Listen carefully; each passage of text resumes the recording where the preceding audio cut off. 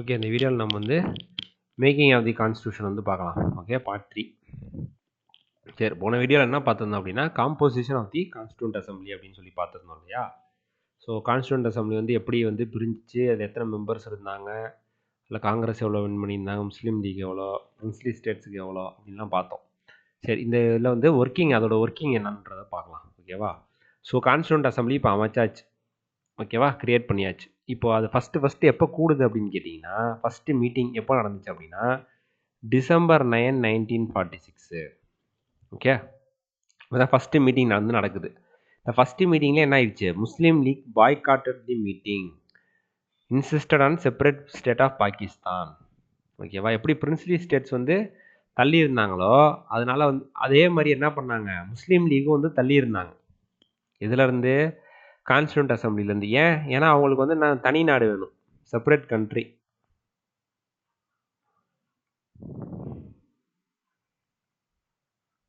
ஓகேவா, சரி.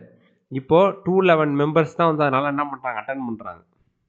இதை ஃபஸ்ட்டு மீட்டிங் December 9 நடந்த ஃபஸ்ட்டு மீட்டிங் எத்தனை பேர் அட்டன் பண்ணுறாங்க, ஒன்லி 211 மெம்பர்ஸ் தான். 389 பேர் நம்ம சொன்னோம் இல்லையா, அதில் வெறும் 211 மெம்பர்ஸ் தான் வந்து அட்டன் பண்ணுறாங்க. இது ஒரு சில இடத்துல வந்து 207ன்னு கொடுத்துருக்காங்க நம்பர், பார்த்துக்கோங்க. ஆனால் நம்ம ஸ்கூல் புக்கில் 211 இருக்குன்னு தான் நினைக்கிறேன். ஓகே, சரி, 207. Okay okay. ஸோ இப்போ December 9, 1946 வந்து கூடி என்ன பண்ணுறாங்க, ஃபஸ்ட்டு வந்து ஒரு பிரசிடெண்ட்டை வந்து செலக்ட் பண்ணுறாங்க. இதுக்கு கான்ஸ்டியூண்ட் அசம்பிளிக்கு ஒரு பிரசிடெண்ட். ஓகே, ஸோ பிரசிடெண்ட் வந்து என்ன பண்ணுறாங்க, யாரை செலக்ட் பண்ணுறாங்க, சச்சிதானந்த சின்ஹா அப்படின்னு ஒருத்தர் வந்து செலக்ட் பண்ணுறாங்க. ஏன்னா இவர் தான் வந்து ஓல்டஸ்ட் மெம்பர். ஓகேவா, ஸோ இவரை வந்து என்ன பண்ணுறாங்க, இது வந்து ஃப்ரெஞ்ச் ப்ராக்டிஸ், இப்படி செலக்ட் பண்ணுறது வந்து ஃப்ரெஞ்ச் ப்ராக்டிஸ். ஓகேவா, ஸோ இவர் வந்து டெம்பரரியாக என்ன பண்ணுறாங்க, ஃபஸ்ட்டு பிரசிடெண்ட்டாக வந்து இவர் வந்து செலக்ட் பண்ணுறாங்க இதுக்கு கான்ஸ்டியூண்ட் அசம்பிளிக்கு. ஓகேவா, சரி. அப்புறம் திருப்பி December 11 கூடுறாங்க பாருங்கள். December 11 கூடி என்ன பண்ணுறாங்க, இவரை எடுத்துகிட்டு டாக்டர் ராஜேந்திர பிரசாத் இருக்கார் இல்லையா, இவரை வந்து பிரசிடெண்ட் ஆஃப் தி அசம்பிளியாக வந்து செலக்ட் பண்ணிடுறாங்க. அதுக்கப்புறம் இவர் தான் வந்து அதுக்கப்புறமா இருக்கார். ஓகேவா, ஸோ பிரசிடெண்ட் ஆஃப் தி அசம்பிளியா எப்போ December 11 மறுபடியும் கூடி 2 நாள் கழிச்சு மறுபடியும் கூடி டாக்டர் ராஜேந்திர பிரசாத் வந்து செலக்ட் பண்ணுறாங்க. அதுக்கப்புறமா கொஞ்ச நாள் கழிச்சு HC முகர்ஜி, VT கிருஷ்ணமாச்சாரி இவங்க 2 பேரையும் வைஸ் பிரசிடெண்ட் ஆஃப் த அசம்பிளியை வந்து செலக்ட் பண்ணுறாங்க. ஓகேவா, ஸோ இதுதான் வந்து இந்த 2 நாளில் இது செஞ்சுட்டு இது கொஞ்சம் லேட்டராக செய்கிறாங்க. ஓகேவா, லேட்டராக செய்கிறாங்க. திருப்பி December 13 வந்து கூடுறாங்க பாருங்கள். 9, அதுக்கப்புறம் 11, அதுக்கப்புறம் 13. ஓகேவா, அப்படியே 2 அப்படியே ஆட் நம்பர்ஸில் போகும், இப்படி ஞாபகம் வச்சுக்கலாம் நீங்கள். ஓகேவா, சரி. Jawaharlal Nehru moved historic objective resolution அப்படின்னு சொல்லி ஒன்று பாஸ் பண்ணுறாரு. இதில் அசம்பிளியில், கான்ஸ்டியூண்ட் அசம்பிளியில். Okay, it lay down the fundamentals and philosophy of the constitutional structure. என்னது அப்ஜெக்டிவ் ரெசல்யூஷன் என்னது, இப்போது நம்மளோட கான்ஸ்டியூஷன் வந்து இப்படி தான்ப்பா நம்ம வந்து உருவாக்கணும், இதுதான் நம்மளோட குறிக்கோள், இப்படி தான் குறிக்கோள் வந்து இதுதான், இதுக்கு தகுந்த மாதிரி ஒரு கான்ஸ்டியூஷனை உருவாக்குங்க அப்படின்னு சொல்லி கொண்டு வரதான் என்னது அப்ஜெக்டிவ் ரெசல்யூஷன். ஓகேங்களா, ஸோ அப்போ என்னது, இப்போது ஃபார் எக்ஸாம்பிள் இப்போ நம்ம கான்ஸ்டியூஷனில் வந்து எப்படி இருக்குது அப்படி, இப்போ இந்த அப்ஜெக்டிவ் ரெசல்யூஷன் இருக்குது பார்த்தீங்களா, இதை தான் லைட்டாக சேஞ்ச் பண்ணி ப்ரீஆம்பிள் அப்படின்னு சொல்லி கொண்டு வந்தாங்க அதுக்கப்புறமா. ஓகேங்களா, சரி.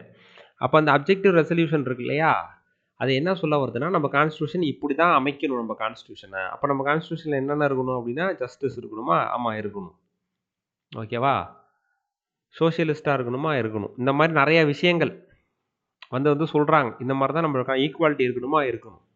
ஓகேவா, ஸோ இதுக்கான சட்டத்திட்டங்களை தான் நம்ம என்ன பண்ணணும், கான்ஸ்டியூஷனாக உருவாக்கணும் அப்படின்னு சொல்லி சொல்கிறாங்க. ஓகேவா, இதெல்லாம் வந்து குறிக்கோளாக வச்சுக்கிட்டு அதுக்கு தகுந்த மாதிரி நம்ம சட்டங்களை வந்து இயற்றணும் அந்த கான்ஸ்டியூஷனில். உங்களுக்கு இப்போ புரியும்னு நினைக்கிறேன். அதுதான் வந்து என்னது, இந்த அப்ஜெக்டிவ் ரெசல்யூஷன் அப்படின்னு சொல்லி யார் கொண்டு வரா, ஜவஹர்லால் நேரு கொண்டு வராரு. ஓகே, இதை எப்போ அடாப்ட் பண்ணிக்கிட்டாங்க அப்படின்னு பார்த்தீங்கன்னா, அடாப்டட் பை தி அசம்பிளினா கான்ஸ்டியூண்ட் அசம்பிளி ஆன் January 22, 1947. இவர் வந்து December 13 கொண்டு வந்துட்டார். ஆனால் அதை அடாப்ட் பண்ணிக்கிறது எப்போ, January 22, 1947 தான் வந்து அடாப்ட் பண்ணுறாங்க. ஓகே, சரி. இப்போ changes by the independence act. Independence ஆக்ட்னா என்னது? 1947 இண்டிபெண்டன்ட் ஆக்ட். இண்டிபெண்டன்ஸ் ஆக்ட் நம்ம பார்த்தோம் இல்லையா? போன பார்ட் 7ல பார்த்துருப்போம். ஹிஸ்டாரிக்கல் பேக்ரவுண்ட் பார்ட் 7ல இதை தான் கடைசியாக பார்த்துருப்போம். சரியா? அந்த ஆக்ட் வந்து என்னென்ன சேஞ்சஸ் வந்து கொண்டு வந்துச்சு, அது எப்படி இந்த கான்ஸ்டிடியூண்ட் அசம்பிளியை வந்து அஃபெக்ட் பண்ணுச்சு அப்படின்றத பார்க்கலாம். After the acceptance of Mountbatten plan of June 3, 1947. நான் போன வீடியோலே சொல்லியிருப்பேன். ஜூன் 3 பிளான் 1947 வந்து மவுண்ட் பேட்டன் வந்து கொண்டு வந்தார். இதன் மூலியமா என்ன பண்ணாங்க? பார்ட்டிஷன் வந்து பண்ணிட்டாங்க. கண்ட்ரியை வந்து 2ஆ பார்ட்டிஷன் பண்ணிட்டாங்க. ஒன்று வந்து என்னது? இந்தியா, ஒன்று வந்து பாகிஸ்தான் அப்படின்னு சொல்லி 2ஆ வந்து பார்ட்டிஷன் பண்ணிட்டாங்க. So the representatives of most of the other princely states took their seats in the assembly. ஓகேவா? ஸோ பிரின்ஸ்லி ஸ்டேட்ஸ் யாரெல்லாம் இப்போ இந்தியா கூட வந்து சேரணும்னு நினைக்கிறாங்களோ அவங்கெல்லாம் அசம்பிளியில் வந்து சேர்ந்துக்கிட்டாங்க. நான் சொன்னேன் இல்லையா, பிரின்ஸ்லி ஸ்டேட்ஸ்லாம் தள்ளியே இருந்தாங்க அப்படின்னு. இப்போ எல்லாரும் வந்து சேர்ந்துக்கிட்டாங்க. ஓகேவா? The members of the Muslim League from the Indian dominion also enter the assembly. இப்போ இந்தியாவிலே இருக்கணும்னு நினச்சாங்க இல்லையா, முஸ்லீம் லீக்கை சேர்ந்த ஒரு சில மெம்பர்ஸ், அவங்களும் வந்து அசம்பிளியில் வந்து சேர்ந்துக்கிட்டாங்க. ஓகேவா? ஸோ இவங்க 2 பேரும் வந்து சேர்ந்துக்கிட்டாங்க இப்போ இந்த ஆக்ட் மூலியமாக. இந்த இண்டிபெண்டன்ஸ் ஆக்டில் அதுக்கு முன்னாடி தான் இந்த ஜூன் 3 பிளான் வந்து ஜூன் 3 பிளான் அதுக்கப்புறம் வருது இல்லையா, அதுக்கப்புறமா என்ன பண்ணிட்டாங்க, இவங்களாம் வந்து வந்து சேர்ந்துக்கிட்டாங்க. ஓகேவா? சரி, இது இம்ப்ளிமெண்டேஷனுக்கு வந்தது தான் ஆகஸ்ட் 15. ஓகேவா? அதுக்கு முன்னாடியே ஆனால் இதை வந்து சொல்லிட்டாங்க இந்த பிளானை. ஓகே, சரி. The assembly also became a legislative body. In other words, 2 separate functions were assigned to the assembly, that is making of the constitution. ஒன்று நமக்கான கான்ஸ்டிடியூஷன் வந்து உருவாக்குறது வந்து இந்த கான்ஸ்டிடியூண்ட் அசம்பிளியோட ஒரு வேலை. இது மட்டும் வேலை கிடையாது. enacting of ordinary laws for the country. இப்போ நம்மளுக்கு பார்லிமெண்ட்னே ஒன்று இல்லைல்ல. அப்போ பார்லிமெண்ட்னு ஒன்று இருந்துச்சா? பார்லிமெண்ட்னே ஒன்று இல்லை. கரெக்டுங்களா? அப்போ யார் வந்து அந்த வேலையை பார்ப்பா? யார் நம்மளுக்கான சட்டத்தெல்லாம் வந்து ஏற்றுவா அந்த டைமில்? அந்த இப்போ நம்மளுக்கு வந்து ஆகஸ்ட் 15, 1947 நம்மளுக்கு வந்து ஃப்ரீடம் கிடச்சிருச்சு. சரிங்களா? இப்போ அதிலிருந்து நம்மளுக்கு எப்போ வந்து எலெக்ஷன் நடக்குது? 52ல் நடக்குது இல்லையா? ஸோ அந்த 51, 52 அந்த டைமில் தான் நடக்குது இல்லையா? ஸோ அப்போ வரைக்கும் நம்மளுக்கான பார்லிமெண்ட்டாக யார் வந்து செயல்படுவா அப்படின்னு கேட்டிங்கன்னா, அதுவும் இந்த கான்ஸ்டிடியூண்ட் அசம்பிளி தான். ஸோ கான்ஸ்டிடியூண்ட் அசம்பிளிக்கு இப்போ மொத்தமாக 2 வேலை. ஒன்று வந்து பார்த்தீங்கன்னா நம்மளுக்கான கான்ஸ்டிடியூஷனை வந்து உருவாக்கணும், இன்னொன்று நம்மளுக்கான லாஸையும் வந்து உருவாக்கணும். கான்ஸ்டிடியூஷன் அப்புறமேட்டு நமக்கான லாஸ். ஓகேவா? 2ஆவும் செயல்படுது. சரி. whenever the assembly met as a constituent body, it was charged by doctor Rajendra Prasad. நம்ம பார்த்தோம் இல்லையா, டிசம்பர் 11 என்ன பண்ணாங்க, ராஜேந்திர பிரசாத் தான் வந்து பிரசிடெண்ட்டாக வந்து போட்டாங்க கான்ஸ்டிடியூண்ட் அசம்பிளி. அதனால் அவர் வந்து அதுக்கு வந்து ஹெட்டாக வந்து இருந்திருப்பார், ஸ்பீக்கர் மாதிரி அப்படி இருந்திருப்பார். ஓகேவா? when it met as the legislative body, it was charged by G V Mavalankar. இவர் தான் என்ன பண்ணுவார், இப்போ வந்து நம்ம பார்லிமெண்ட் லோக்சபால ராஜ்யசபாலாம் பார்க்குறோம்ல, ஸ்பீக்கர்னு ஒருத்தவங்க இருக்காங்களா? லோக்சபால ஸ்பீக்கர் இருக்காங்க. சரிங்களா? ஸோ அப்போ அது மாதிரி ஃபஸ்ட்டு ஸ்பீக்கராக இருந்தவர் யார்? ஜிவி மாவலங்கர் தான். இது எப்போ? லெஜிஸ்லேட்டிவ் பாடியா? நான் சொன்னேன்ல, சட்டமும் ஏற்றணும், லாஸும் பண்ணணும் கான்ஸ்டிடியூண்ட் அசம்பிளி. அப்போ அந்த மாதிரி விஷயங்களுக்கு உட்காரும் போது யார் அதுக்கு ஹெட்டாக இருப்பா? ஜிவி மாவலங்கர். கான்ஸ்டியூஷன் அமைக்கிறாங்க இல்லையா, நமக்கான சட்டத்திட்டங்களை அமைச்சு இந்த கான்ஸ்டியூஷன் ஒரு புக்கை வந்து ரெடி பண்ணும் இல்லையா, அப்படி உட்காரும் போது அதுக்கு யார் ஹெட்டாக இருப்பா? ராஜேந்திர பிரசாத் வந்து இருப்பார். புரியும்னு நினைக்கிறேன். புரியலன்னா கீழே கேளுங்க, நான் சொல்கிறேன் கமெண்ட்ஸில். For the first time, the Constituent Assembly met as a Dominion legislature on. ஏன் டாமினியன்றாங்க? இன்னும் நம்மளுக்கான இந்த ஃபுல் கான்ஸ்டியூஷனை வந்து நம்ம வந்து ரெடி பண்ணல. சரியா? அதனால தான் டாமினியன் அப்படின்னு சொல்லி சொல்கிறாங்க. ஓகேவா? நவம்பர் 17, 1947. ஓகேவா?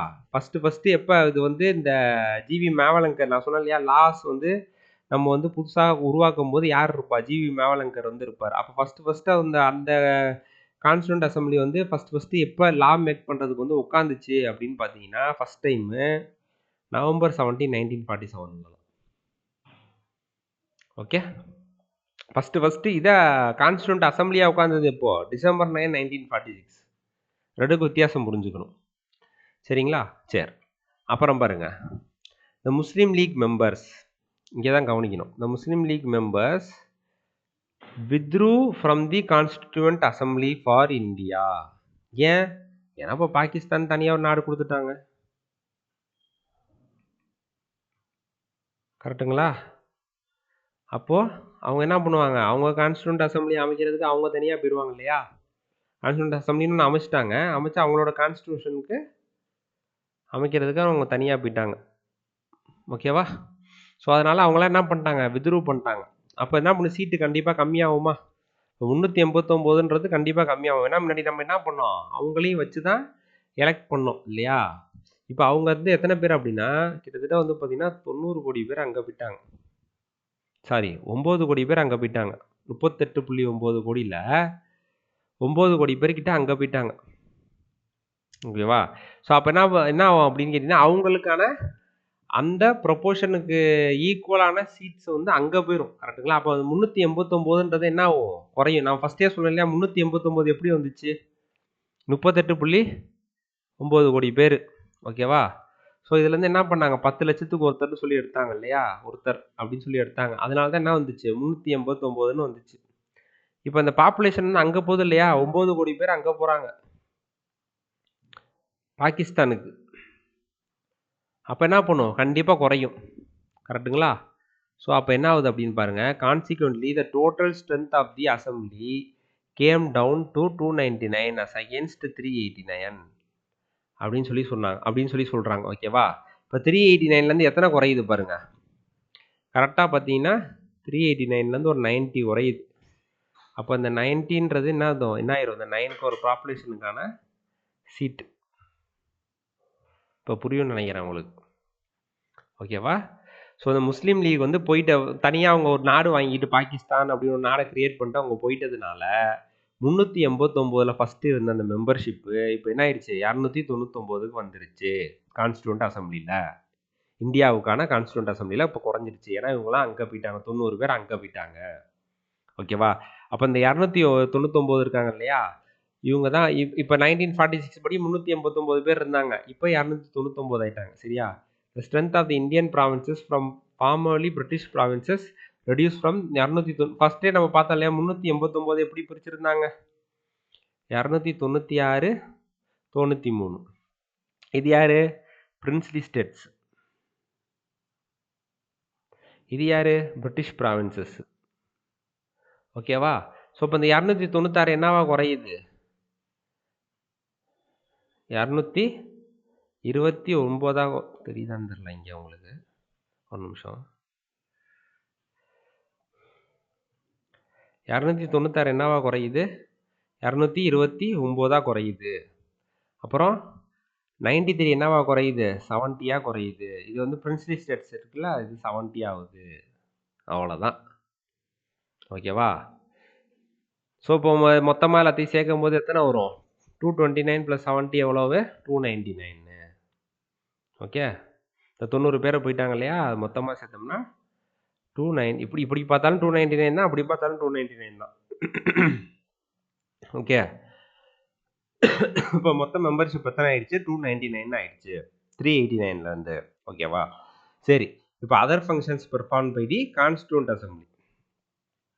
ஓகேவா? கான்ஸ்டியூண்ட் அசம்பிளி வந்து இது 2 வேலையை மட்டும் தான் பார்த்தாங்களா? ஒன்று வந்து கான்ஸ்டியூஷன் கிரியேட் பண்ணுறது, ஒன்று வந்து லாஸ் கிரியேட் பண்ணுறது கிடையாது.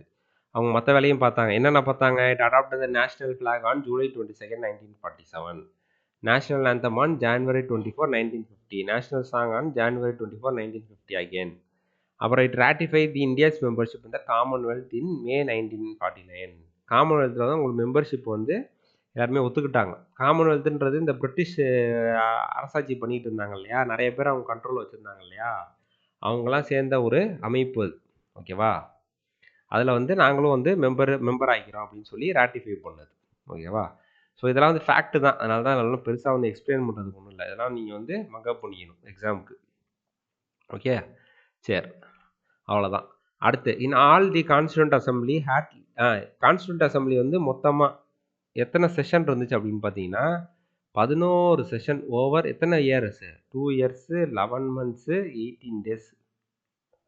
ஓகேவா?